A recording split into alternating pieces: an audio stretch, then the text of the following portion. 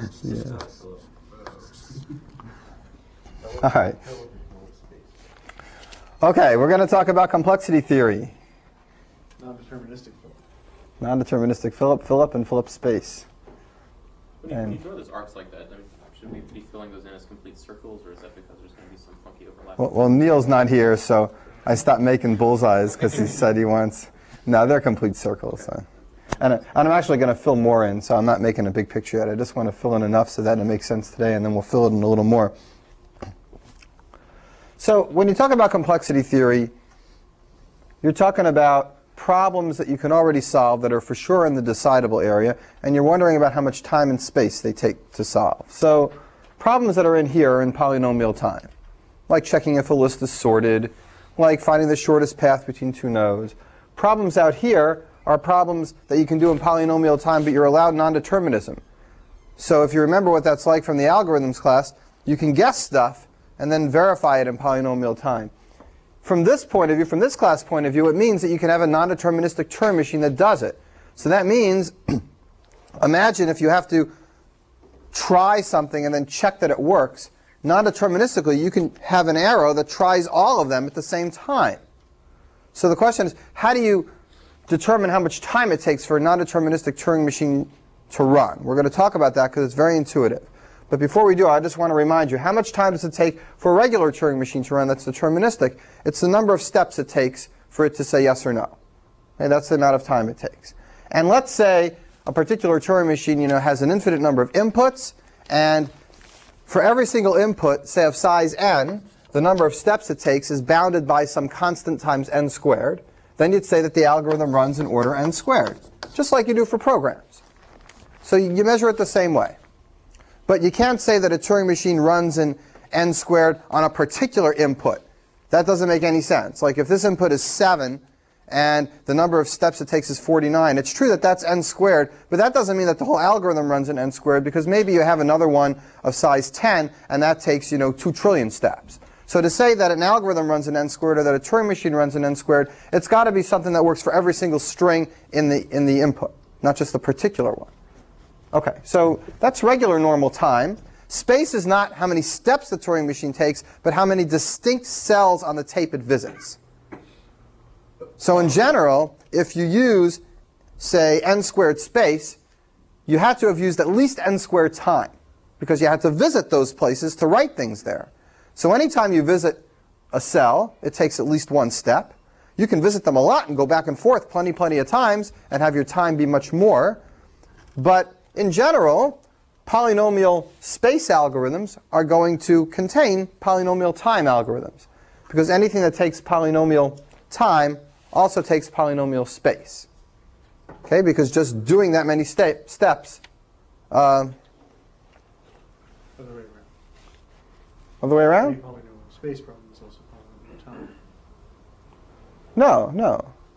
If you have an algorithm that runs in polynomial time,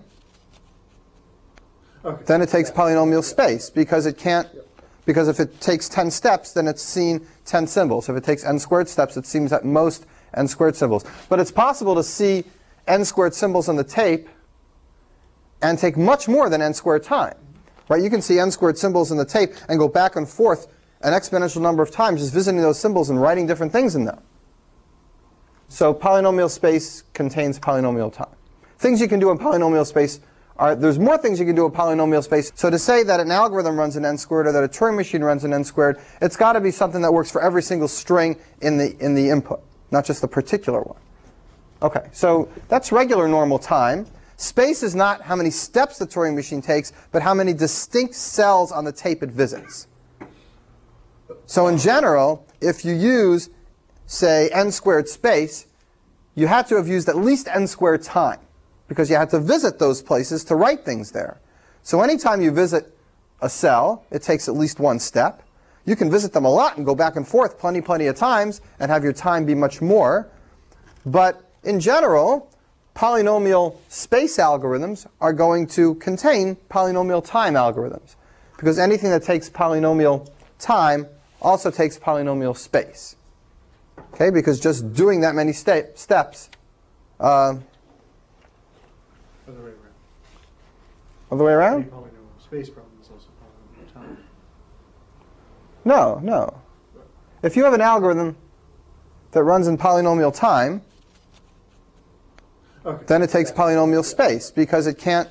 Because if it takes 10 steps, then it's seen 10 symbols. If it takes n squared steps, it seems at most n squared symbols. But it's possible to see n squared symbols on the tape and take much more than n squared time.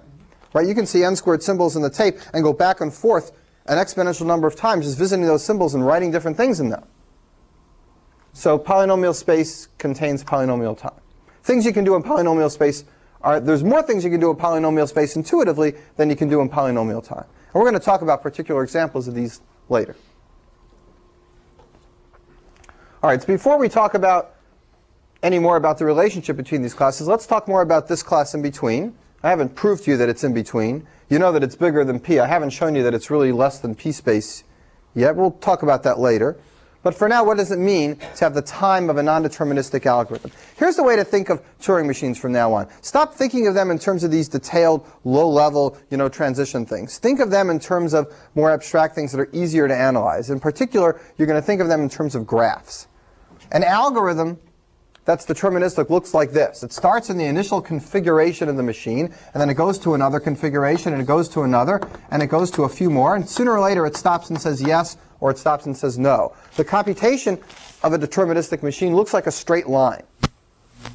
Okay, and each of these dots is a snapshot of the machine. What does a computation of a non-deterministic machine look like? This is different. A non-deterministic machine starts here, and it might have more than one choice. So in order to represent this computation, we have to consider all the possible choices. And here's what it might look like. Let's say there's 4 choices. And let's say here there's 2 more choices, and out of this configuration there's only 1 choice, and out of this one there's 3 choices, and out of this one there's only 1 choice. And we keep going this way to new and newer configurations until sooner or later one of these branches ends up at a state that says yes. Then we accept. A non-deterministic machine accepts its input if one set of these choices, if you can find your way from the initial configuration, work your way down through the tree and find one leaf at the bottom that says yes. What if there's a million leaves that say yes? That's okay, as long as there's one. What if there's a million that say no? That doesn't matter. As long as there's one, this machine accepts its input. So the accepting computation is still a line. It's a single line. But the whole computation possibilities is represented by a tree. Everyone understand the difference? Okay. Is there a concept of once you're at a path of length b, there's no sense of going to b plus 1? Well, that's a good question. So that has to do with the question I was going to ask you next. How much time does it take to accept a string in a non-deterministic polynomial algorithm? How do you measure the time? Well, here it's obvious how you measure the time. You count the steps. How do you measure the time here? Well, what do? It's a definition, so there's no, there's a right answer, but it's arbitrary. We just decide how to measure the time here. The idea of a non-deterministic algorithm is that it gets all these choices ORed together, and it gets them for free. You can try them all, in some sense, at the same time. So it's getting power for you.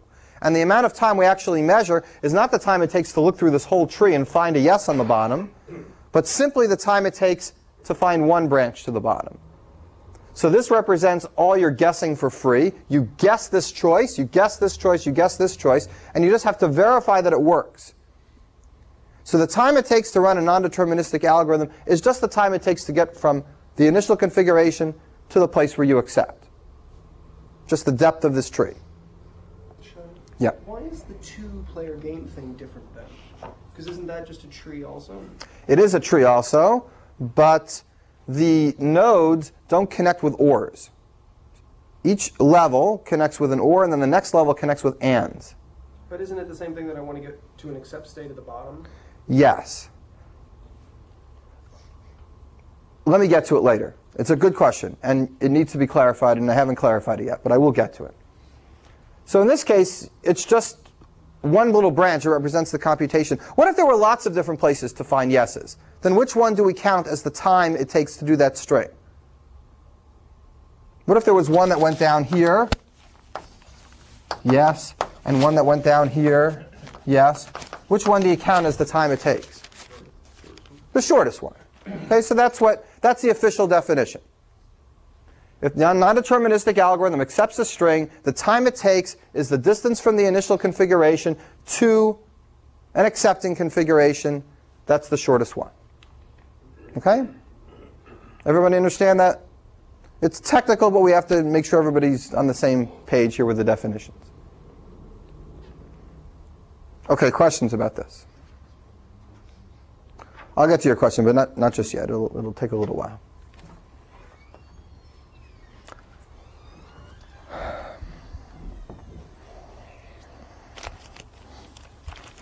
Okay, so here's the first thing I want to do. I want to convince you before we go into anything more that this picture is really true.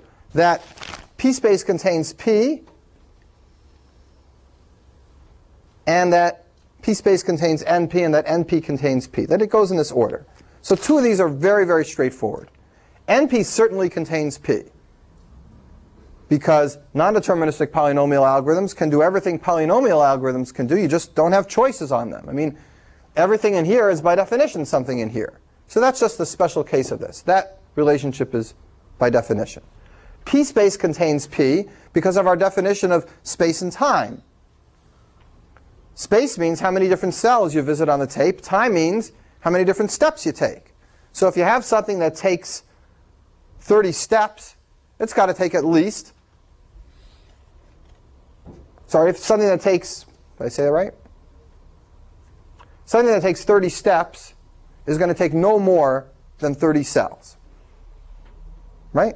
Can't visit anymore. So anything that's time f of n is going to be space f of n. It's going to be inside it. All right? So what about NP? How do you know that NP sits in between? Maybe NP is way out here.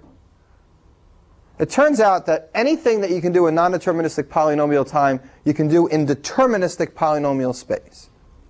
And the reason for this is based on something we've already done, and I'm going to review what we've done and analyze it as we go. So here's what we're going to do. Somebody gives you a non-deterministic Turing machine that runs in polynomial time. They're telling you that's the case. And you take it. It's called M. It's non-deterministic. It's polynomial time. An example for M is something that solves the Hamiltonian circuit problem. It non-deterministically chooses a sequence of vertices and then checks that they actually all connect together and make a circuit. We've done a lot of these non-deterministic algorithms in the algorithms class. So there's a non-deterministic polynomial time algorithm. How are you going to simulate this without non-determinism? If you take the non-determinism away and you have to do the same algorithm without the non-determinism but just determinism, what do? We talked about this when we went ahead just to prove that anything non-deterministic done in a Turing machine could really be done deterministically. So let's do it, but this time let's keep our eye on how much time and space we pay in order to do this simulation. Okay? So we're going to do the same simulation, non-determinism to determinism, but let's watch what happens to the time and space. Let's see if it grows. All right, what do? How did we simulate non-determinism? We can make this picture again. Here's a non-deterministic machine. It's essentially a big, big graph like this. The machine describes to us the choices at every step. And we can build this graph, or this tree, as deep as we like, and it represents the possible computations of this machine. And what we want to do in order to decide whether a string is accepted by this machine or not, this machine's magic. It just makes the right choice and finds it. If we want to do this deterministically, we actually have to look through this tree and find a path that goes from here all the way down to a leaf that has an accepting configuration. So how do we do that deterministically? We just do a brute force kind of algorithm. Let's say that the maximum number of choices at any node is 4. Say it never gets bigger than 4. There's going to be some maximum number of arrows that come out of a node. If the maximum's 4, then here was our plan. We have one tape that we keep the input on, and we leave that separate. We have one tape at the bottom here that's used for simulating the program of this non-deterministic machine. And then we have one tape that tells us which choices to make while we simulate. So the first thing we do is we simulate this machine with one step. And that one step can either be, and I'll expand this over here, it can be a 1, a 2, a 3, or a 4, corresponding to these 4 choices. So we write our deterministic Turing machine to generate these numbers in order on this tape. And then we take the finite state machine of the non-determinism, and we go ahead, look at this input, and simulate it, making those choices one at a time. And we check after each one whether we have succeeded and hit an accepting configuration. Now, after one step, we're not likely to find an accepting configuration, so we go on and do it now for 2 steps. But now for 2 steps, what's it going to look like? You can do 1, 1, 1, 2, 1, 3. Let's do just this example. 1, 1, 1, 2, 1, 3. You can also do 2, 1, 2, 2, 2, 3. Then you can do 3, 1, and 3, 2. And then you can do 4, 1, and 4, 2. And these numbers that you generate on this tape represent taking the computation first this way, then this way, then this way. We are just doing a breadth-first generation of this tree, step by step by step, looking to see if we ever get an accepting configuration. We are just generating every possible leaf of this tree, one by one in a systematic way, deterministically. And you could write a Turing machine to generate these numbers deterministically and simulate each time. Isn't that on the tape growing exponentially, though? Well, let's talk about that right now. Let's talk about, well, before we talk about that, let me make sure everybody gets the simulation. Are there questions about what we're doing here? We're turning non-determinism to determinism, and now what we're going to do after we realize that it's really doing what the non-deterministic machine is supposed to do and doing it step by step, let's measure how much time and space it takes, which is what Chris is asking about. So what do we pay to do this? This machine is guaranteed to run in non-deterministic polynomial time. That means the number of steps it takes on this simulation is polynomial in the size of the input. So let's see how much time we pay. Every one of these simulations is going to be polynomial because we're just simulating the old machine. So that's not going to be bad. We don't do anything with this tape. That doesn't give us any time.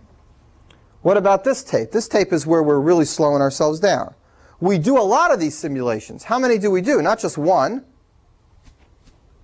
First we do 4 of them. Then we do potentially, what's the most here? 4 times 4. We could have gotten 16 possibilities. Then we do 4 times 4 times 4.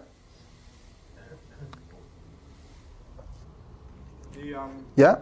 The yes or no Yeah? for this non-deterministic machine has to come at the end, right? Yes. So I don't understand why we have to simulate 1, 2, 3, 4 if those aren't. Oh, we don't know when the end's going to come. For all we know, it stops after one stage and says, I accept. Like, let's say this non-deterministic machine runs in n squared time. That means it never takes more than n squared steps on any input. But on some inputs, it might take 1 step. It doesn't have to take at least n squared steps. In other words, it's possible that we stop after 1 step and say, yes, I accept that string. So we have to check that. We just don't want to generate way down at the bottom to go past an accepting configuration and then miss it. Do you get it, Seth?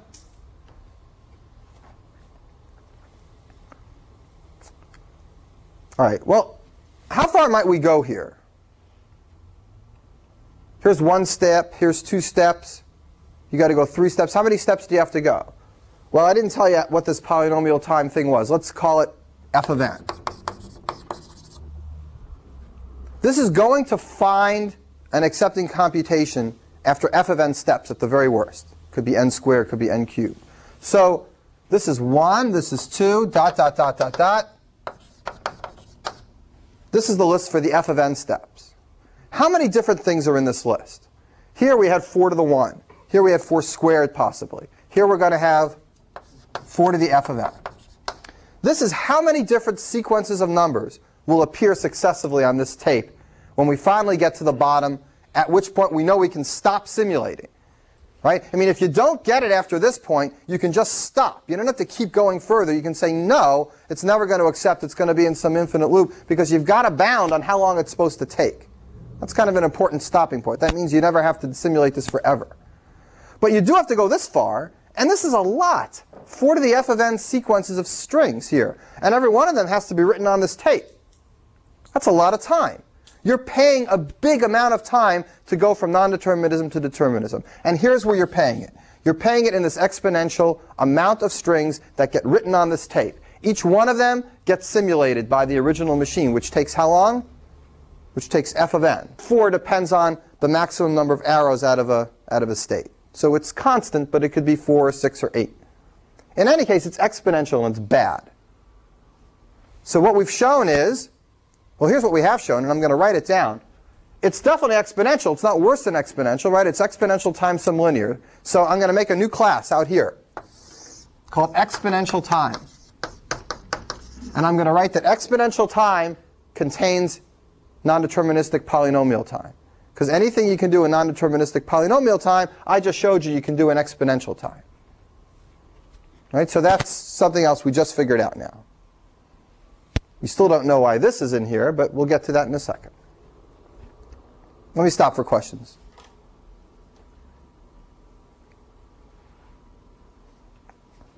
All right, so this is at the heart of the P equals NP question. The fact that when you go from non-determinism to determinism, you pay for it with exponential time.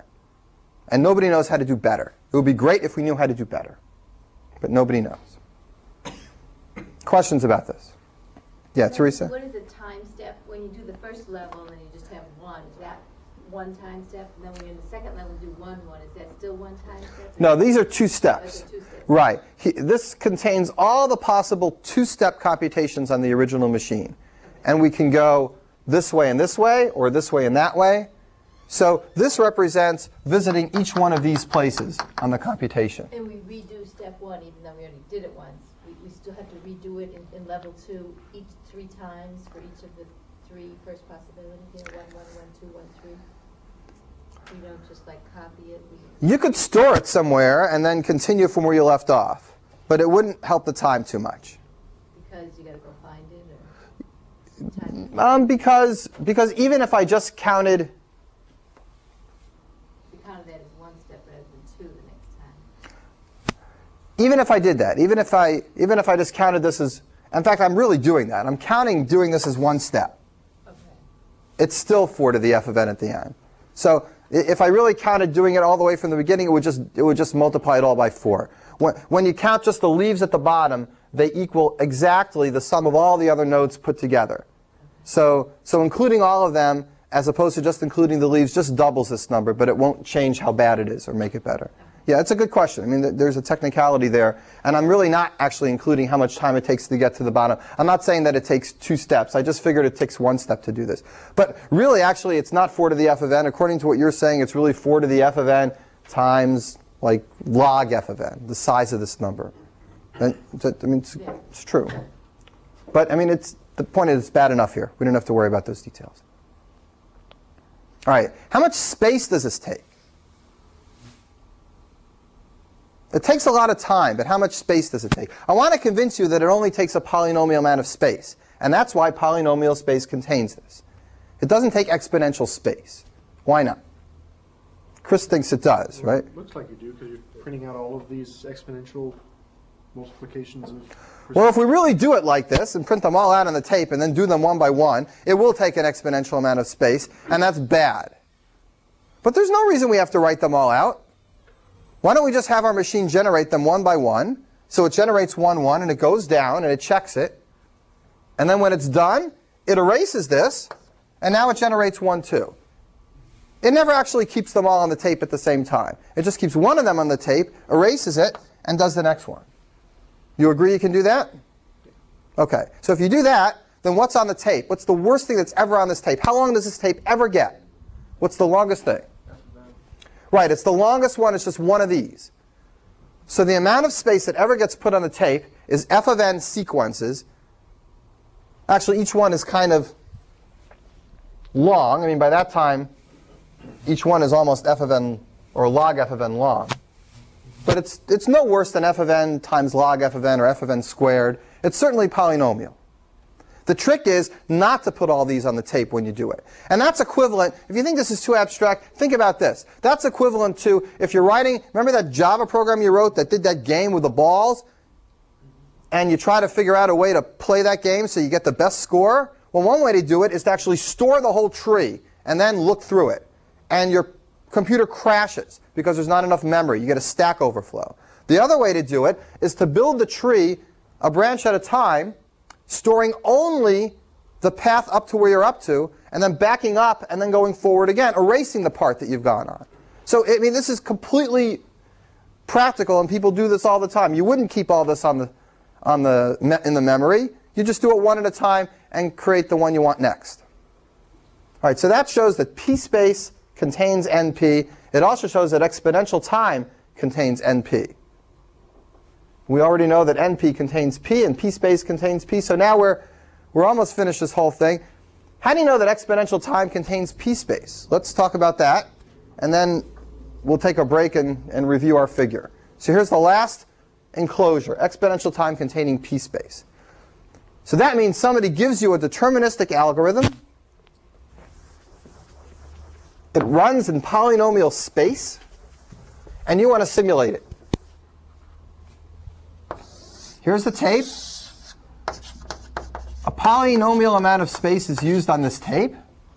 And you want to simulate this Turing machine and figure out what's the worst amount of time it's going to take to simulate this Turing machine. So your gut instinct, before you think too hard about it, should be, well, how do I know? I can just keep running and running. Is there any upper limit at all? And this is a really important point. There is an upper limit, and it's based on a very, very, very crucial idea that comes up again and again when you analyze programs. Here's how I'm going to simulate this polynomial space deterministic machine. I'm just going to run it. And I'm just going to keep track of how much time it takes.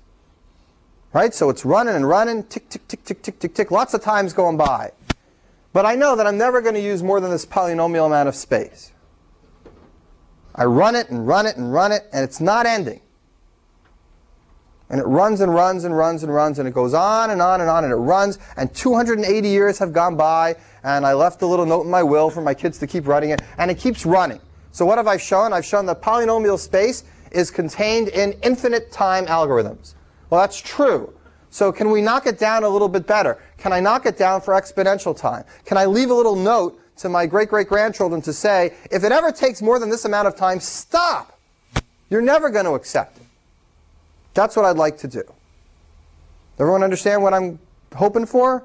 If I can't do that, then I'm really stuck. There's no way for me to have any time bound at all. But what I want to convince you is that if there's a polynomial space bound on your Turing machine, then there's no issue of undecidability or infinite loops. You can always stop at a certain point and know for sure whether the machine is going to accept or not. And here's why. Let's say this machine has 3 states. And let's say it has 2 symbols, 0 and 1, and the blank, of course. So 2 symbols, 0 and 1. And, of course, the blank. So polynomial space means that only a polynomial amount of spaces have 0s and 1s in them ever. Nothing else has been touched. And the head, of course, can be on any of these symbols. So what we're going to talk about for a moment is how many different configurations this machine can have. If you turn this machine off, you need to remember what it looked like so you can start it up again. There's only going to be a limited number of configurations the machine can be in. And because of that, if you let it run long enough, it's got to hit all of them. And if it ever goes from one and hits that same one again, then you know it's in a loop. Just like the finite state machine hit a loop on the same string of symbols. Now this doesn't happen often with Turing machines. If you don't have any space bound, you have no idea if the machine's in a loop because it can keep using new tape cells and the configuration keeps changing and changing. But if you restrict the machine to just using this much space, you've essentially bounded that machine's computation, and it doesn't have an infinite variety anymore. It has a bounded variety. Just not a finite number of computations, but finite relative to the input. So for example, let's say this polynomial space algorithm is n squared. Let's just give it a number. And let's say I put in an input of size 10. That means that I have how many cells here that could possibly be used? 100 cells. Right? 100 useful cells on the machine. I know the machine will never, ever go past 100 cells. I'm guaranteed. I'm given that. Let's figure out how many different configurations this machine has exactly. How many different snapshots of this machine are identifiable? Well, how do you identify a configuration of a machine? You need to know what state it's in. You need to know where the head is looking at. And you need to know what the tape looks like. Now, the tape is essentially finite here. There's only 100 cells. How many different sets of zeros and ones can I put in these 100 cells? Two. It's like how many binary numbers are there that have 100 digits? 2 to the 100th. This represents the different tape configurations. That's not all. For each of those, I could be in any one of these three states. Times 3. And for each of those three states and for each of these configurations, my head could be in how many different places? 100, right? It could be in front of the first one, in front of the second one, in front of the third one, all the way up to in front of the 100th. I'm going to rewrite this in general. Q is the number of states. K is the number of symbols on the tape. S of n is how much space I have. And this is the number of configurations in a machine with Q states, K symbols, and S of n space. Here's the specific example. Here's the general way of looking at it. Here's the point. When you start running this machine as a deterministic algorithm, you just run it, but on a separate tape, you go ahead and look at the number of states, look at the number of symbols, look at the alleged space function, calculate that on the size of the input. So you calculate this 100 and this 3 and this 2, and then you calculate this number, and then as you simulate the machine, you start counting. 1 step, 2 step, 3 step, 4 step. If during the simulation you ever accept or reject, then you accept or reject. You're all done. And that's a fine simulation. But what happens, the only problem is, what if the machine keeps running and running and running and running, and sooner or later it takes more than this many steps? At that point, you know that two configurations that are identical have occurred during this computation. If that happens, it means you did something like this. Configuration, configuration, configuration, dot, dot, dot. 2 million later, configuration, there. Once this happens, you are stuck in a loop that will go forever. If you didn't accept up till here, you're not going to accept if you continue. Because whatever happened from here down is going to happen again when you get back there. The machine looks exactly the way it did when you were here. If you turned it off here and you went down this loop and turned it off again, and you asked the person what's the difference, they would not be able to tell any difference in the machine. It looks the same. So it's in an infinite loop. The point is, if you have a space bound on your Turing machine, you can tell if it's in an infinite loop by counting enough steps. When it's past the number of configurations in the machine, you know there's an infinite loop. Okay. Are there questions about that idea? That's a fundamental idea, that bounding the space lets you bound the time also. And that's why exponential time contains polynomial space. Here's the exponential time. This much time to simulate S of n space.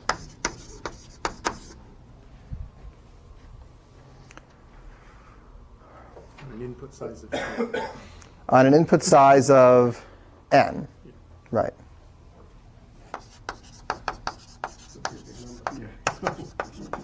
On input length n. Right. Space Tm. All right. Questions about this? Stuff tricky, huh?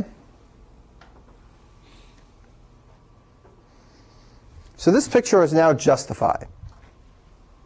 It really does have that hierarchy and that structure. Teresa, you have a question? What are you thinking about? Okay. Gary, okay? Yeah. All right. Good. In this kind of a world, we don't care at all if the time is in any way. I mean, 2 to the 100 is obviously not a reasonable time, but we don't care if it would end before eternity. That's right. Good enough. Well, this is right. Well, it's exponential time, right? There's super exponential time too. It's not that. It's not 2 to the 2 to the something. You're thinking this is weird? There's a problem that you can prove, it's one of the few problems you can prove actually requires exponential time. There's a problem that you can prove actually requires exponential time. It's not exponential time complete, where if it's solvable, then everything else is solvable. It's even stronger than that. It really needs exponential time. And it's not some whacked out weird problem. It's take two regular expressions where you're allowed to do this. Instead of just 0 star and 0 plus 1 or something, you're allowed to put in stuff like this, 1 to the 10th. You're allowed to use exponentiation, just like in your regular expressions you use in any language, where they probably let you do just that. Two regular expressions that let you do that, are they the same, yes or no, has to use exponential time. So don't start writing algorithms to do that. Regular expressions are hard to compare. Do they generate the same language? Very, very hard. That's way out here. So yeah, it's not practical, but that problem is one that a naive student is going to try to do one day.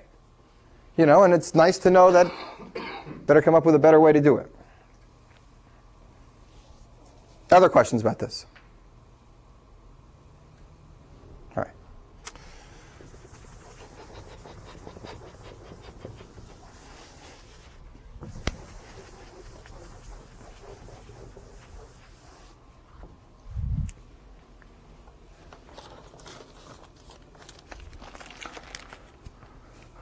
This little bullseye thing goes down 2 levels also. And our book talks about these levels, and I'll put them in for completeness. So one here and one here. This is non-deterministic log space, and this is deterministic log space. The book calls these NL and DL. This means you have a non-deterministic machine that uses logarithm space, and this means you have a deterministic machine that uses logarithm space. We just showed that exponential time contains polynomial space for the same reason, for the exact same reason, no difference in the argument. Polynomial time contains deterministic log space. Just take this logarithm space and raise it to a power of 2, and you get a polynomial. 2 to the log n is linear. So polynomial time does contain deterministic log space. Non-deterministic log space is in between.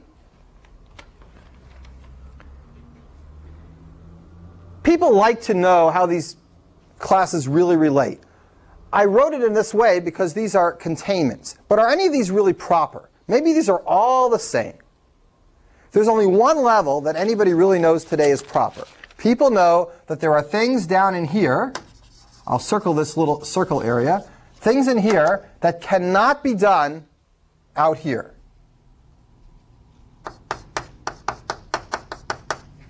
So there is really a difference between this level and that level.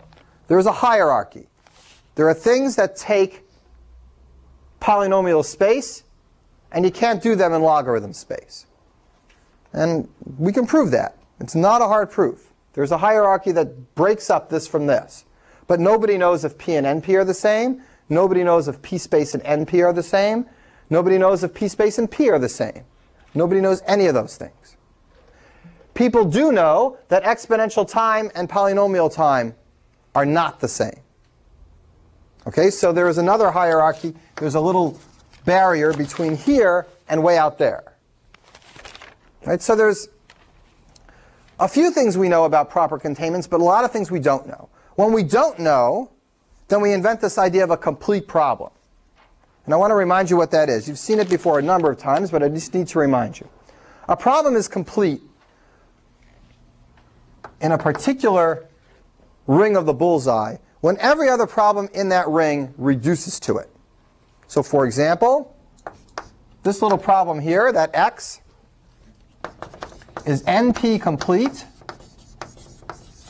Two conditions. A, all problems in NP reduce to it.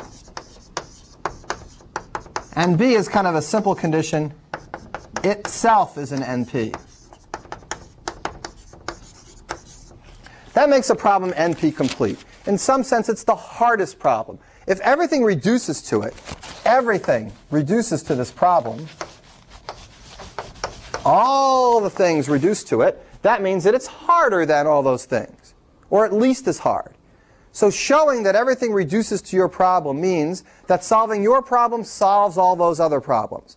And that's at least a way of identifying which of the problems in these rings are hard, are less likely to be further down in the chain. The harder the problem is, the less likely it is to be further down in the chain. If the second condition doesn't hold, if you can't actually know that it's in NP, then we say the problem is NP hard. For example, it's possible for a problem to be way out here in P space, and you have no idea how to put it into NP, but it still turns out that every single thing in NP reduces to it. It's kind of not so surprising. I mean, you have no idea of even getting it in here. The fact that it's probably harder than all the problems in here isn't so surprising if you have no idea even how to put it down in the set. So it's not as interesting to have something be just NP hard, but there is that terminology. It means everything still reduces to it from NP, but itself, as far as anybody knows, still might be further out from NP. There's no way to actually nail it down. So it's not really the hardest representative of the class. It means it's as hard as anything in this class, and we don't even know it's in the class. It's probably further out. So in order to turn something from NP hard to NP complete, you have to reduce it to something else. No, to turn something from NP hard to NP complete, all you have to do is show that it can be done in NP. Right, and to do that, you would reduce it to another. You could do it that way. Or you could just come up with a direct NP algorithm. Right. Usually you just come up with an NP algorithm. These complete ideas go for every single class. There are complete problems for every single class that we don't know a containment difference from. So we don't know P space is the same as NP or P space is different from P. So we have P space complete problems. Problems that you know how to do in P space, but that everything in P space reduces to that. So if you could solve those problems in polynomial time, everything in P space would be polynomial time. So we have complete problems for any class that we have questions of containment about.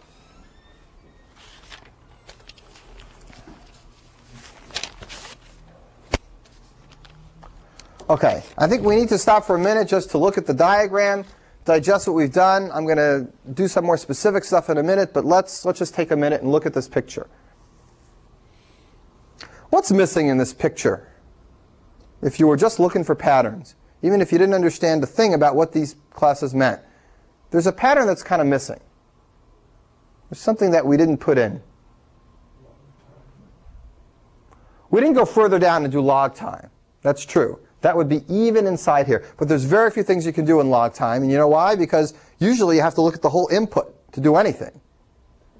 And log time means you're looking at, you just have very little time. But people still like the idea of log time. So you know what they do? They just kind of invent that, all right, here's your input, and here's your special tape, and we'll just count how many steps you take on this special tape. But anything in log time means you can actually solve the problem without looking at the whole input. So there's hardly anything useful or interesting like that. Searching. Things like searching. Searching on a sort of... Like log n time, sure. Things like searching, right. I guess that is interesting. I take it back. What about log space? I mean, you have to look at the whole input. Doesn't that take n space? Is there anything less than n space? So to define log space, you always imagine you have two tapes. One that holds the input, that doesn't count, and one that holds your work area, and that's what you actually count for your space. It's reasonable, really, because you want to really check how much extra space you use. And there are lots of things you can do with just log extra space. But there's still something missing here. Michael's right, the log time's missing for a reason. But there's something else that's missing for a reason. Right, how come I didn't put non-deterministic polynomial space in? Right, I stuck in non-determinism at every level, and I didn't stick it in after polynomial space. I just left it be deterministic. So it's not there because it's the same. dp space is the same as np space.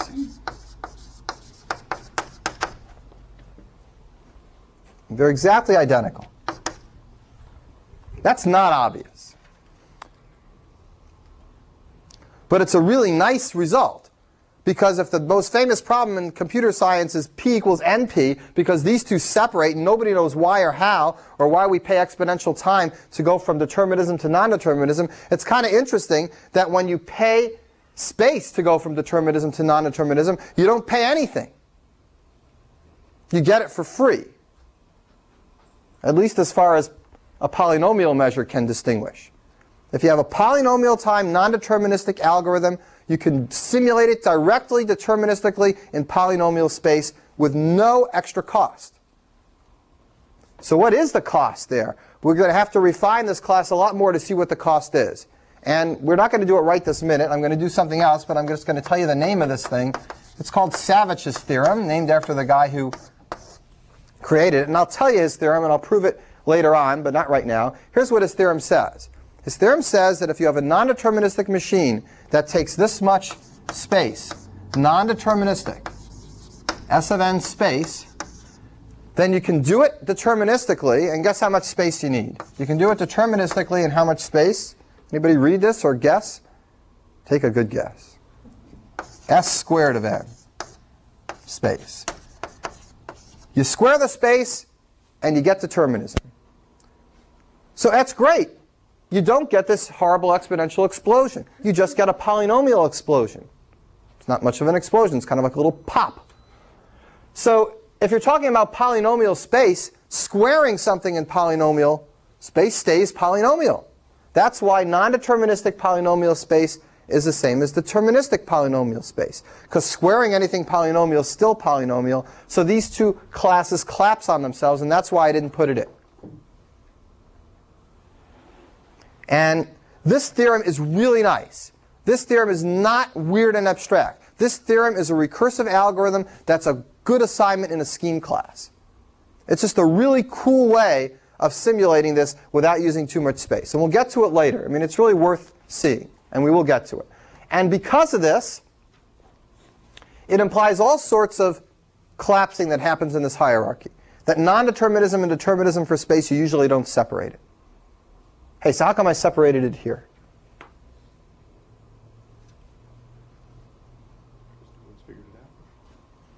Well, I mean, I should be able to, what could I put around n log space? According to his theorem. I could put d log squared space. And I could do it. But I can't put d log space there. These two aren't the same. Although it's true that I could put a circle around n log space that says d log squared space. These are particular functions, not just general polynomials. And that's why here there's a difference and here there's not. Okay? So I could put another circle around and do d log space and then put n log squared space around that and then d log to the fourth, and you'd see this long hierarchy of things.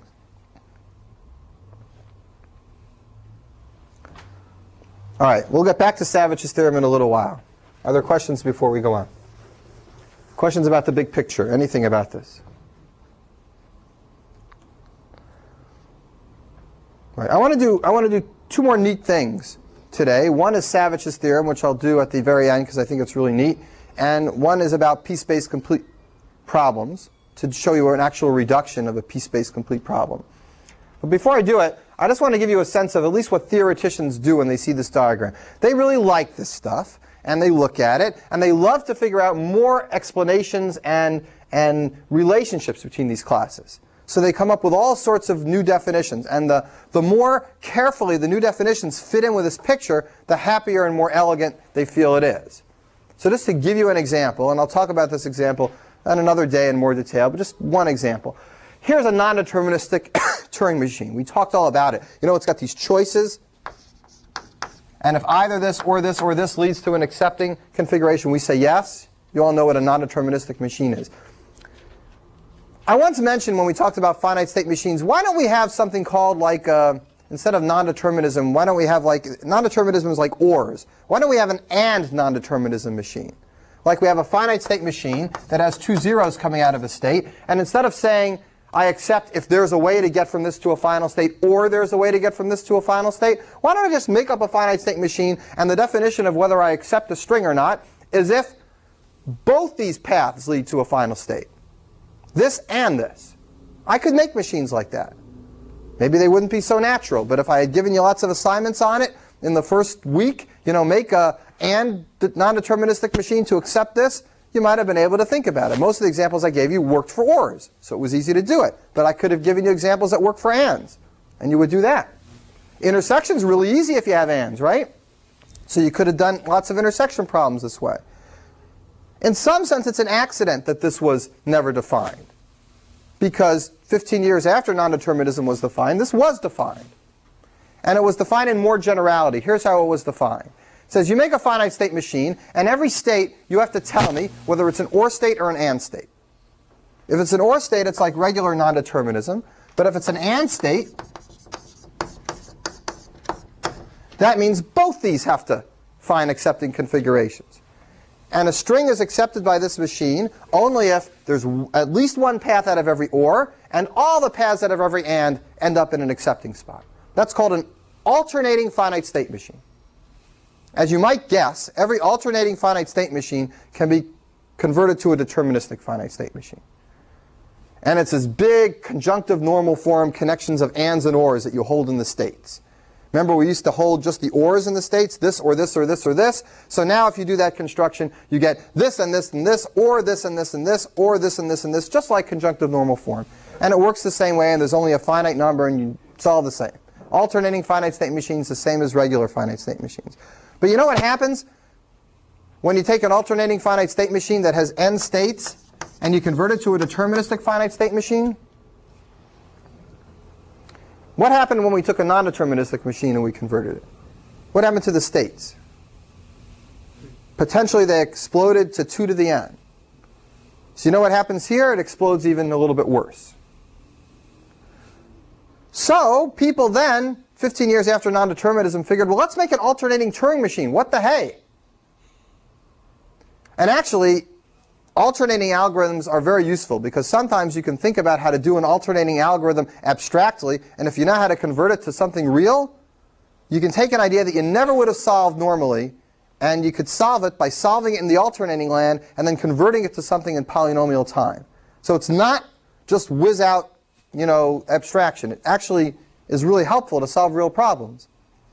But in any case, I don't think when it was invented to solve real problems. It was invented because it seemed cool. And let's see what happens if you make an alternating Turing machine.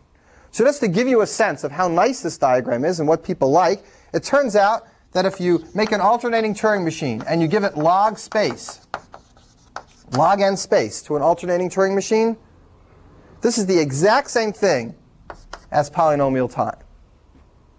So that's like a beautiful result. Like out of nowhere, you make up this weird extra and thing for a Turing machine. You give every state an and or an or. You give it log n space. And it turns out not to be a funny looking shape that overlaps all these things in a twisted way, but coincides directly with what we have as the most intuitive class in the whole list. Yeah. Does that mean that any Turing machine we can build that solves a polynomial problem can be built with an alternating one? In log n space. That's exactly what it means. And vice versa. You make a Turing machine that takes log n space and it equals p. And like I told you before, there are definitely, even in my relatively modest research career, I've come up with problems that I could immediately see how to solve those problems with an alternating idea using log space, and I didn't see the polynomial time algorithm to begin with at all. It really was obscure. And the way I found the polynomial time algorithm was I wrote this down, and then I went through the construction that I know because I understand why these two are the same, and then I actually wrote the code. So it really is practical, and it really does help. But it's even better than this. It's like, all right. There's another one just like this, but I'll talk about it when I talk about alternation, because I'll talk about this another time. I just wanted to give you a little sense that where things fit in this picture and what people like about this picture. And we'll refine it and talk about it a little more. What I want to do now is, I got two things. I want to do Savage's theorem and a reduction. And I like these both, so let me do the reduction first. All right, you've seen a lot of NP-complete reductions, but nobody here, as far as I know, has ever seen a p-space complete reduction. And if you remember how reductions work, you take every single thing in p-space and you reduce it to the problem you want. And that first reduction is a real bitch. That's the one that takes an arbitrary Turing machine and takes its transitions and converts it somehow to your problem. We never did that for satisfiability. I just told you it's in the book, and I said you can take any non-deterministic Turing machine, polynomial time, and convert it to a satisfiability problem. I said, take my word for that. It's too tedious to do. And then we went ahead and did reductions from satisfiability to, I don't know, to vertex cover, to Hamiltonian circuit, to other problems. And we showed that they were hard too. So today, I'm going to tell you the equivalent of 3 satisfiability for p-space. So over here, it's called QBF, quantified Boolean formula. I'm not going to go through this reduction the same way I didn't go through the one for 3-sat, but I am going to show you a reduction from this problem to another problem, one that we mentioned the other day. And this reduction is in your book, so actually you don't have to take notes on it if you don't want to. Just sit and listen and think. All right, so first I need to tell you what quantified Boolean formula is. I mentioned it yesterday, but I'll mention it again now. It's very much like satisfiability, except this time, instead of just trying to come up with trues and falses that make the formula work, it's a game that you play with an opponent with alternating quantifiers. The best way is for me to show you an example. There exists an x1 for all x2. There exists an x3 such that all this should be true. x1, x2, x3 bar. This is just an example. x1 bar, x2 bar, x2 bar. You could have duplicates. x2 bar, x3, x3.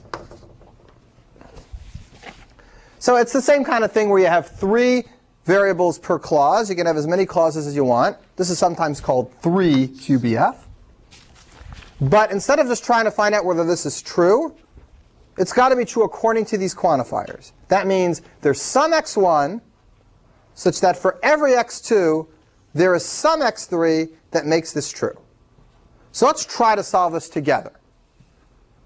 And I want you to get the game sense of this as we try to do it together. I will pick the x1. I'm making x1 true. We're trying to find out, we're trying to discover the truth as a class. Can this formula be made true or not? The way to discover the truth is I try to make it true, and you try to make it false. Because there exists has to make this thing true, and then for everything, whatever you try, you got to keep trying to make it true. So you try to be my adversary. You try to make it hard for me. There exists, I have a choice. Here I don't have a choice. When I don't have a choice, you need to make it as hard as possible. When I do have a choice, I need to make it as easy as possible. Together we'll find the truth whether this is really true or not. So let's say I pick x1 true. So I got this guy true. Pick x2 true or something. No, so you can pick x3 true, and then It doesn't matter. If you pick x2 true, Yeah, then that, the middle. if I pick x1 true, now I have to be able to continue for any value of x2 and find an x3 that makes this formula true. But if you pick x2 equals true, that means x2 bar is false. That means this clause is false. Since I picked x1 true, this was false also, right? False, false, false. And I can't win. I can pick x3 to be anything, but this clause ends up being false. So I'm going to go back. So I didn't succeed making this formula true. I'm going to go back and I'm going to pick x1 false this time. So now I took care of this one. And now it's your turn. You've got to try both values for x2. Well, false. If you pick x2 false, I'm OK, right? No? Well, you can't pick x3. Let's see.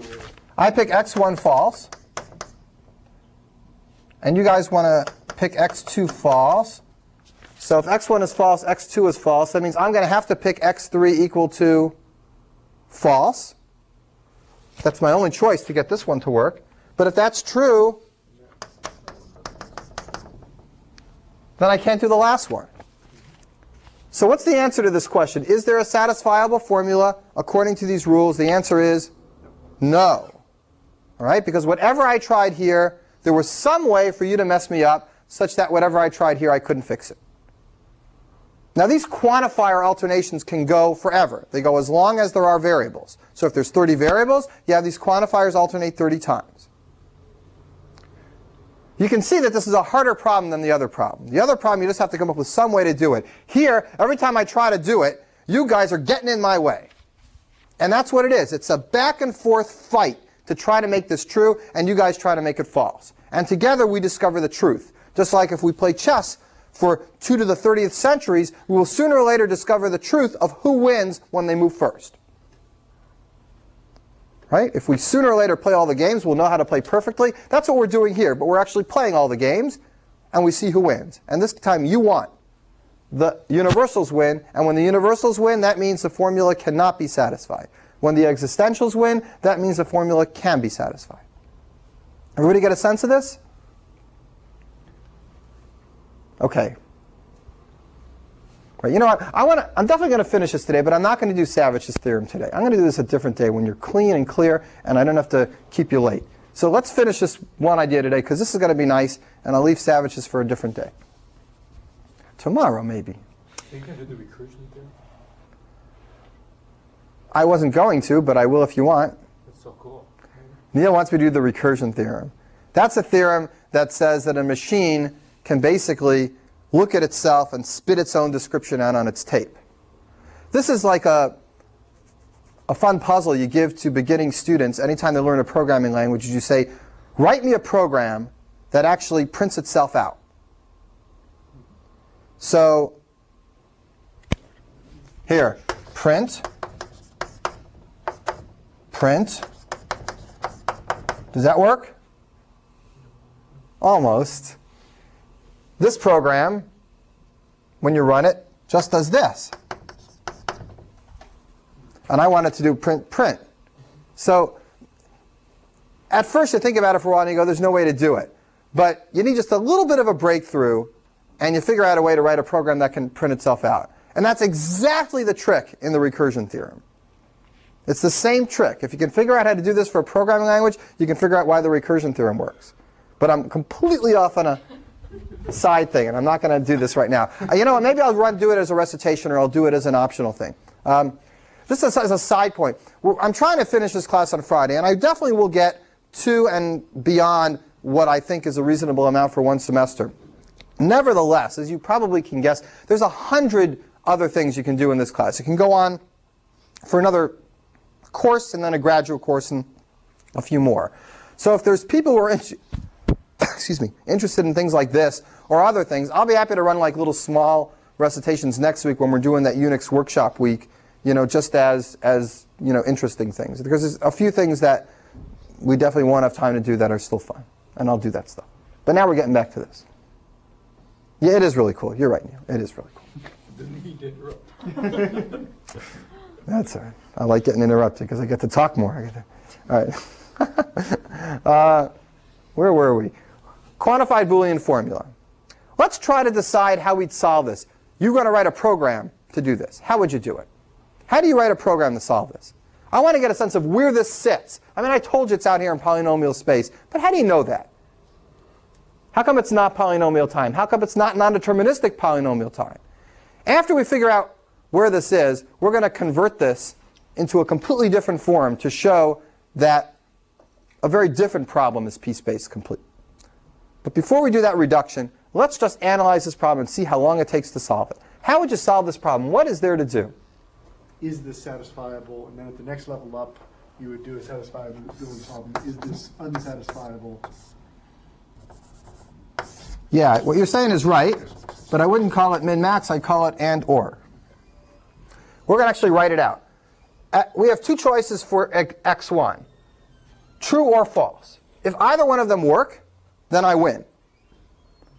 And once I choose one of them, I have two choices for you. They both have to work for me to win. Then I'm back to the or level. I get to choose. If one of the two works, I win. Now I'm at the bottom of my tree. What do these represent? They represent actual formulas that I can plug values in. This is a choice of true, false, true, false, true, false. This is x1, this is x2, this is x3. Right?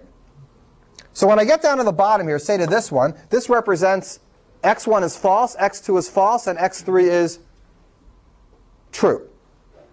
And we check it. We check that formula. We check this formula. If these are both one or the other, if one or the other of these is true, then I mark this as true. I work my way back up this tree. An OR gets marked true if one or more of its children is true. And gets marked true only if both of its children are true. And if this reminds you of alternation a little bit, it should. That's why I mentioned it. And when you get to here, if this or this ends up being true, then you mark this true. If the thing up here gets marked true, you answer yes, there's an assignment. And if the thing up here gets marked false, you answer no, there's no assignment. Now, how long does it take to do this? How big is this tree? There's only 3 variables here, and we generated a tree with 8 leaves. If there were n variables, we would have generated a tree with 2 to the n leaves. We do an assignment calculation on each one of these. So that takes, whatever, 3 steps for each one to calculate a true or false. And then we got to take it and run it back through, doing ors at each node or ands at each node. So that's going to do a number of steps equal to all the internal nodes. That's going to double this. There's as many nodes here as there are nodes here. So 2 to the n plus 1 time to go ahead to do this. Exponential time to solve this problem. Way out here. Can we do it in p-space? Could we do it in non-deterministic polynomial time? We could do regular 3-sat in exponential time, but when we try with non-determinism, we get it to polynomial time. How do we do that? We just guess true and false values. We do that in 3 steps, and then we check it in linear time. How come I can't do that now? 3 satisfiability gives me the same tree, the same exact tree. True or false for x1, true or false for x2, true or false for x3. The same computations at the bottom. If this was regular satisfiability, everything's exactly the same except for one thing. What's different about QBF compared to regular satisfiability? It's not enough information just to have one guess. Right, but you're right. But more specifically and more obviously at the top level. If I do this for 3-sat, I got the same tree, the same exact thing, 8 things in the bottom. And if one of these turns out to be true, then I say true. What's that mean? That means each of these nodes on the top are what kind of nodes? They're OR nodes. And if they're OR nodes, I just have to guess a sequence through, and I get it for free with non-determinism. The problem here is that I got these AND nodes at different levels. So here's what an accepting computation looks like. It's not a line anymore. It ends up being this kind of a subtree. And I don't get this for free in parallel. I don't get ANDs for free in parallel in non-determinism. I actually have to go down both and check it. So because of that, maybe I cut it down halfway, because half the different nodes I can take advantage of them, but the other half I can't. So maybe I get 2 to the n divided by 2. But it's still exponential. So I can't do this in non-deterministic polynomial time. I can't do it in non-deterministic polynomial time, or at least I don't see any way to do it, because the ands have to be traversed themselves. You don't get those in parallel. If it was an alternating machine, you could do it. But you don't have an alternating machine. But how do you do it in polynomial space?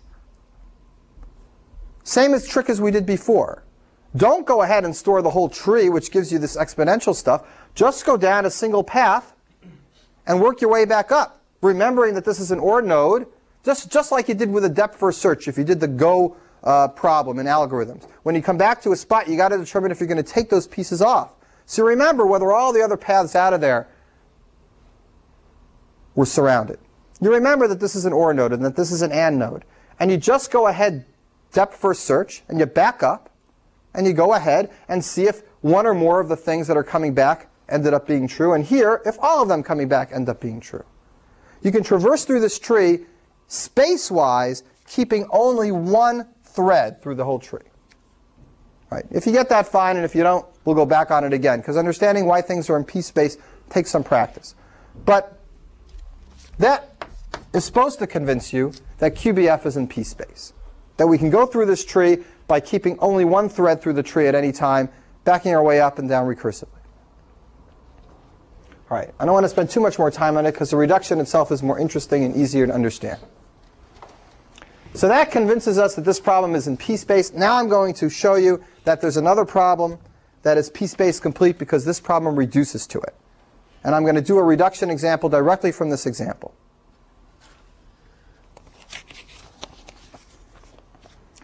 All right, so here's the problem we're going to do. We're going to do the geography game that I told you about yesterday. QBF reduces to geography. Geography is that game where everybody gets a book, and this is regular geography, not my weird version where people play by themselves, but the version where people play against each other. You pick a move, a country in the universe, the person continues with their move, starting with a letter that your country ended with. The way you think of it in mathematical terms or computer science problem-oriented terms is somebody gives you a graph, something like this. Say I start here, and these arrows represent that the last letter of this country is the first letter of this country.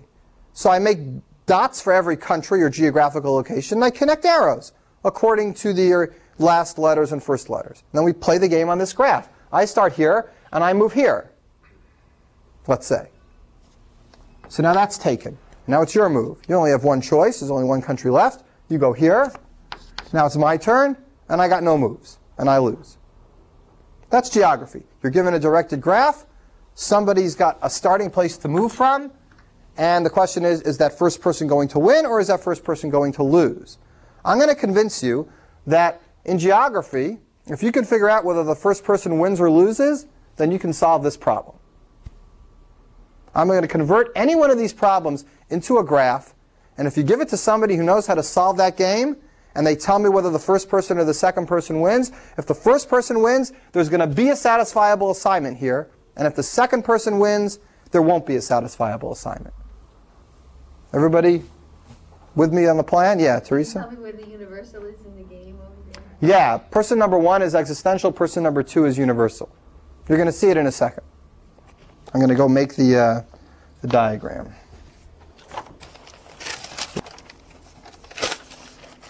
I don't know. I lost it, but I know how to do it by heart, so it doesn't matter.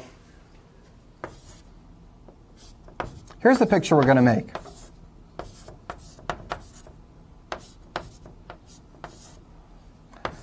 Here's the starting point. This is where I start. We're going to have a little diamond like this for every one of the variables. Remember how we tried to decide the truth or falseness of this before? I'm going to mimic exactly what we did before, but turn it into the context of a game. That's why we did that before. So this would make more sense. So here's what we're doing in this game. I start here, and if I go here, this represents x1 being true, and this represents x1 being false. So I move to the side that I think is true. Either x1 is true or x1 bar is true. Right? And now it's your turn. Where do you go? You go here. I'm just pushing you along in my game. And then I go here. And now it's your turn. Now you're going to choose for x2 whether x2 is true or x2 bar is true. This is kind of the setup. We're marching through this game. There's not too many choices. All my choices have to do with whether x1 gets used or x1 bar gets used. A true variable is one that's going to be used. And then you get to pick whether x2 gets used or x2 bar gets used. And we're going to do this one more time for x3. I have these little edges just to take up the space for the other person's move, to make sure that we alternate. So here's x3, x3 bar, back together.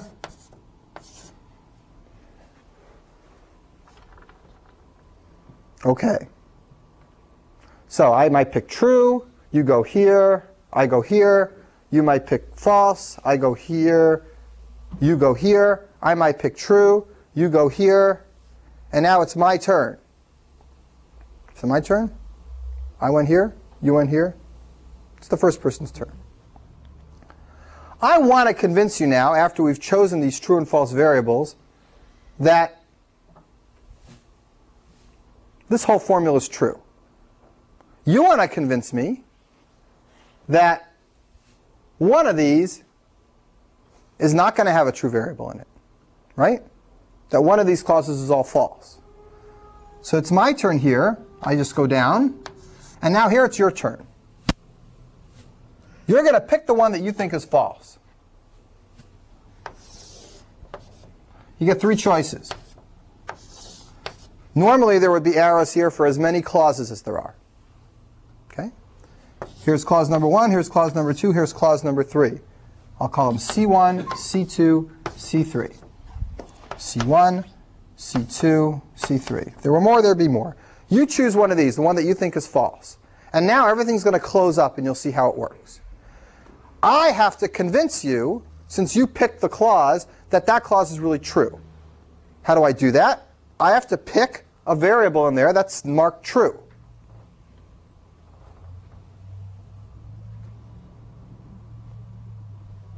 So here's what I'm going to do.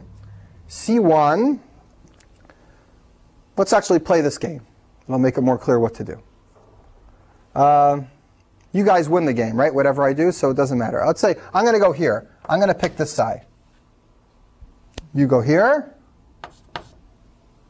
I go here. Which side do you pick if I pick x1 true? Do you remember? x2 is also true. So you go this way. Then I go here. You go here. I can pick anything I want. I don't think anything works. Say I'll go here. You go here. I go here. Which clause now do you know has all the falses in it? That's where you want to go. Which one? The second one, right? All right, now what messes me up? What messes me up here is if the only way out of this spot is all falses, then I lose the game. But if there's a true out of this spot, then I win the game. But we marked all the true and falses really carefully, right? We put X's on all the true ones and open on all the false ones. So what edges should I connect here to make sure that the game finishes up right? If x1, x2, x3 is in a clause, then I should allow this one to exit on all the opposite values. Same thing here. Let's look at C2 in particular. Let's going to connect it to x1. Sorry, x1, not x1 bar. Connect it to x1 and to x2. When you picked this spot, you killed me. The only way for me to go out is to go to the two things that are marked false. To go to the opposite of the ones that were in there. So I lose the game. If you had picked this other clause, I would have had a way out. So where does this other clause go? C3 goes to x2 bar and x3 bar. And C1 goes to x1 bar and x2 bar and x3. The opposite of whatever these are. What's that? Oh, C1, not C2. Thank you. I'm going to erase these x's. We're going to play the game again.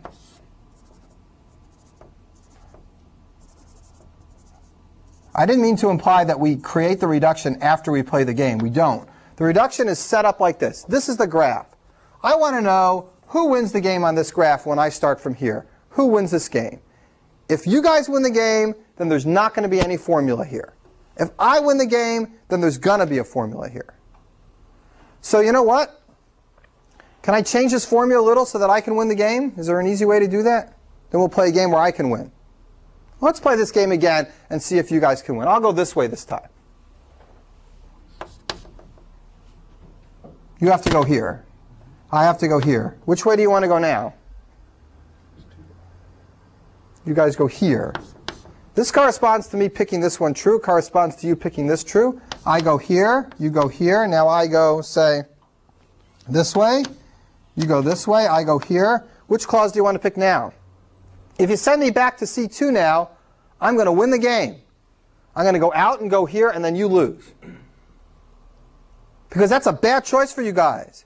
Right? C2's got a true one open. But if you send me over to C1, if you go here, I'm blocked off here, and I'm blocked off here. If you can always send me to a clause that every single way out is blocked off, that means you sent me to a clause with all false variables in it. But if I can always find a way out, no matter which clause you send me, to a variable that's true, then I win the game. I've turned this problem of deciding the truth or falseness of this formula into a problem about a game, a kid's game. And if you can answer who wins on this kid's game, you can answer the question of this formula. So in this game, if we both play as good as possible, you guys will always win. The same way we can't get a satisfiable formula here. But if I change this formula around so that there was a way for me to win, you guys wouldn't stand a chance. I'd pick the right choice here. Whatever choice you pick, I'd pick the right choice there. Whatever clause you threw me in, there would be a way out because I would go to a true variable that's opened up here. All right, so let me stop for a second. Again, here's the reduction. 3 diamonds, 1 for each variable. 3 circles, 1 for each clause. Connect the circles to the opposite of what they were there, so that you connect them essentially to what are false values, to what are closed up. You leave the true values open. And then you play the game, picking variables.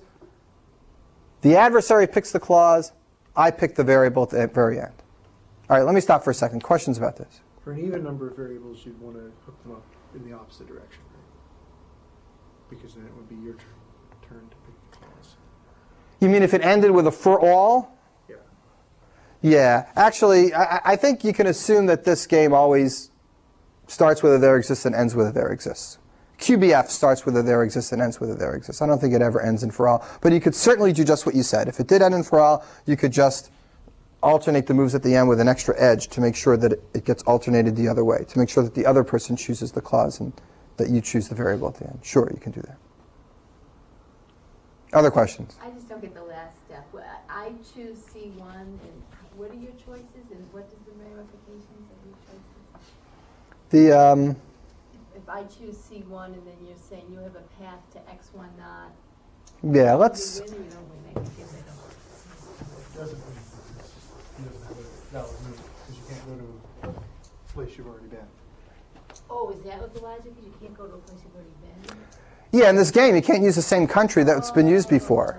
So if something's been X'd out, then you lose the game. Yeah, that's very important, right? Without that, you can't see who wins or loses. Okay. Right. If the thing is blocked, you're stuck. So the only way you're open here is if you go to places which were not chosen before. That's why we put in the opposites here, because we choose the ones that are true, and then we leave open the ones that are the opposites of those. Does that make sense? Seems like Kind we of. should play the game again, though. I guess. You want to? Let me just do one more thing, and then we'll quit. Let me make up a different formula, write out the game, and then we'll play the game and see if by playing the game we can figure out whether the formula is satisfiable or not. Don't look at the formula, just look at the game, and we'll try to do that. So I'm just going to make something up. There exists an x for all, I don't like x1, x2, x3. I'll just use y's and z's. And I'll just make this up. I have no idea if it works or not. You're using X, Y, and Z.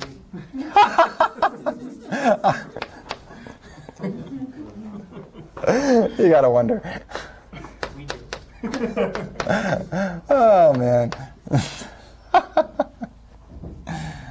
Oh, scare myself. I'm going to make 4 clauses this time, just for...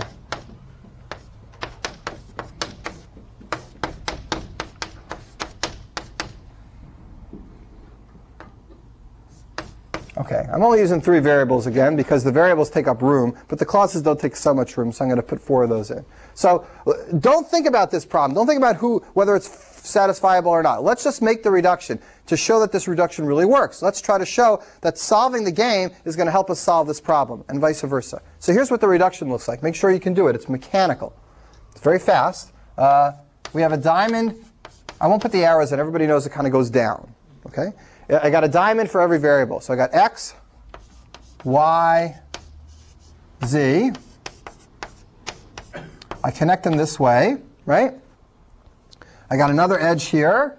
Then I go to the 4 clauses. 1, 2. I'll put 2 on this side. 3, 4.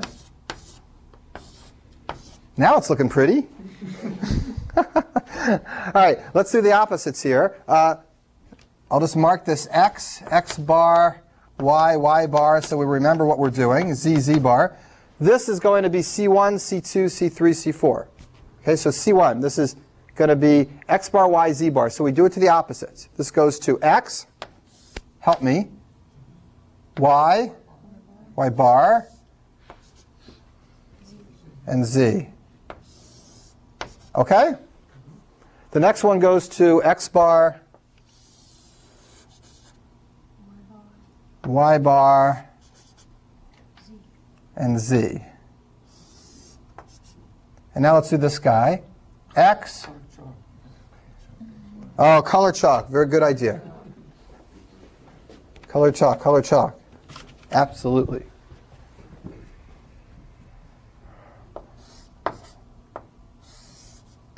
That's the pink one. Maybe it's used different colors. I know, I know. I got another color. All right, all right. All right, so we got pink, blue, purple, and orange. You're missing What did I miss? You're missing an arrow on each of those nodes. From the bottom. Oh, That's from the bottom. oh right, yeah, sorry. Am I or am I not? You're not. Contradicting the fact that you're always right? That's my part of lucky them day. now. All right, Nothing to live up to. that's right. You're not All right. missing it yet, but soon you will. All right, here we go. This one goes to X. Help me, Erica. Y. All right, and then the last one is orange, and it's going to go to X, Not Y. not Y, and Z. All right, fine. Now let's play. Doesn't that color help? It's Picasso. It's pretty. I kind of like it. Let's play this game. I'm not going to mark it up. We'll just play it, and well, I guess I'll have to mark it up. So I'll just fill in the circles as we go. All right, you guys want to go first or second? First. All right, first it is. You already checked. All right, which way do you want to go, Michael? Let's go not X. Go this way. Right. I go here. You go here. I'm going to go here. You go here. I go here. Your turn. Not Z. You go here. I go here. You go here. Now it's my turn. All right, so now I'm going to look for a good one. If I go here, you're going to be able to win by going this way or that way. If I go here, you're going to be able to win. If I go here, you're going to be able to win. You can win all everywhere. All right, so I don't like my choice here. I'm changing it.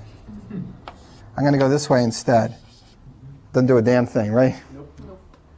Didn't fill in anything. All right, so you guys can win, but let's figure out the assignment that applies to that.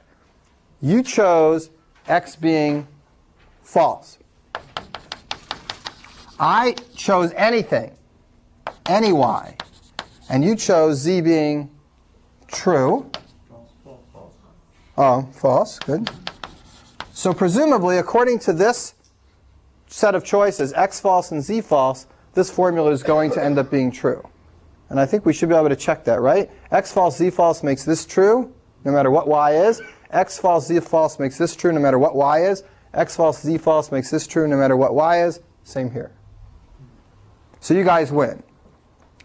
Now, I want to convince you that this is not an accident. This game is exactly what's going on here.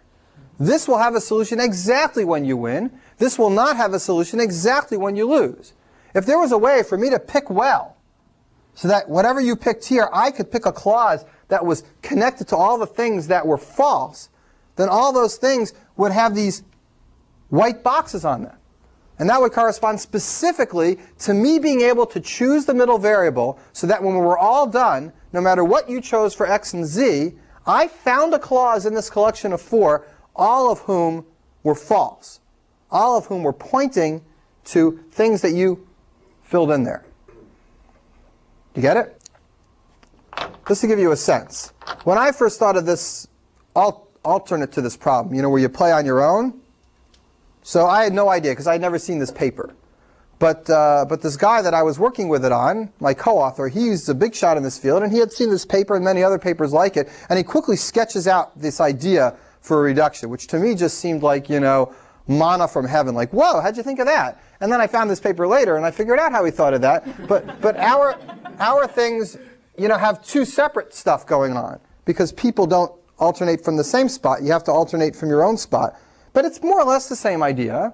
But just to give my co-author a lot of credit, because he was a very, very clever man, and he still is, notice something really special about this graph. Are there cycles in this graph or not? Definitely cycles, right? You start here, you go back. In fact, it's a fundamental feature of this reduction to have cycles. Everyone agree? If you try to do this reduction without cycles, you get no place. The whole idea is that you block things off on the way down, and when you try to come back, you get stuck. But it would be really interesting to know whether this problem, maybe it's easy if there are no cycles. Maybe it's only p-space complete when there's cycles. Is there a way to do this reduction without the cycles? So we thought about this, and it turns out that at least, not in this problem, I don't think, but in our problem and the other problem, our problem is actually a little harder. You can take an NP-complete problem and reduce it to this problem and get a graph that's just like this, but it's got no cycles in it. And the game is a win for player 1 if there's a vertex cover for the graph, and the game is a win for player 2 if there's no vertex cover for the graph we started with. So we made a reduction from vertex cover to this problem, and that reduction has no cycles in it. So that's a really cool result. In other words, this game is hard even without cycles, or the variation that I thought of when you have two people playing on their own. That game is hard even with no cycles in the graph. The only thing that makes the game easy when it's a tree, when there's not even an underlying cycle. But if there's cycles in the graph, that's not the hard part. It's hard even when there's no cycles. The thing was, we couldn't show it was p-space complete. We didn't make that reduction from QBF. We made that reduction from vertex cover. We made that reduction from something that was sitting in NP. And this problem is probably way out here. So it's not as good and not perfect, but we showed that the problem when you have no cycles is NP hard. Everything in NP reduces to it, but we don't know that it happens to be an NP. That's unknown.